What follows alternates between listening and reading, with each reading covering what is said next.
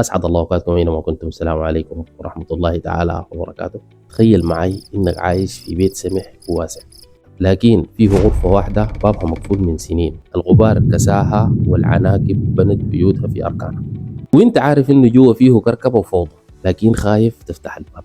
بتمر من قدامها كل يوم وتغمض عيونك وتقنع نفسك إنها ما موجودة.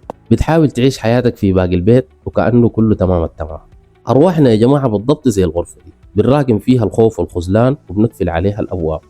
ورمضان ما جاي بس عشان نصوم نفطر، رمضان جاي عشان يمسك يدك ويفتح معاك الباب ده ويولع عليك النور ويقول لك ما تخاف، كل المكركب ده بنقدر نرتبه من جديد. أهلا بكم في أولى حلقات ترميم، رحلة بنعيد فيها بناء الشروخ الجوانا ونرمم بيها الروح.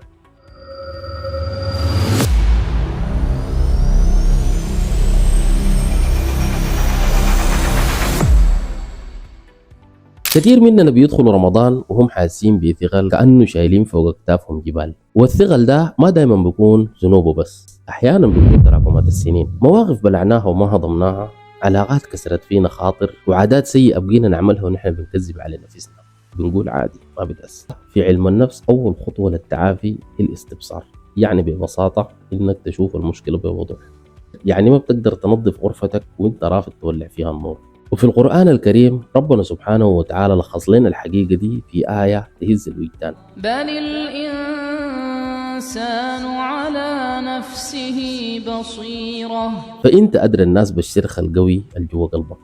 والجمال في ديننا الحنيف إنه الترميم ما بيبدأ بجلد الذات أو بالعقاب الكاسر، الترميم بيبدأ بالتوبة، والتوبة في لغتنا هي الرجوع، يعني ترجع للنسخة الأصلية من روحك، الروح الصافية اللي خلقك بها ربنا قبل ما تلوثها زحمة الحياة ومشاكل. ربنا ما عايزك تجيه مثالي ما بتغلط، ربنا عايزك تجيه معترف بضعفك وطالب لجبرك.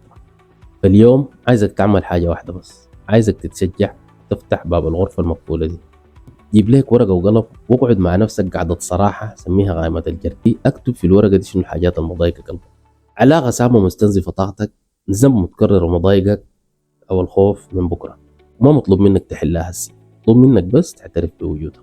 طلع الفوضى دي من راسك وخطها في الورقة، وده أول خيوط النظر. في الأخير ما مهم حجم الدمار الجوا، ولا مهم الغرفة دي مقفولة لها كم سنة، المهم إنك قررت تمسك المفتاح وتفتح الباب وتبدأ الترميم. أشوفكم تاني في ركن جديد من أركان الروح محتاج مننا إصلاح. ودمتم في أمان الله وحفظه ورعايته، والسلام عليكم ورحمة الله تعالى وبركاته.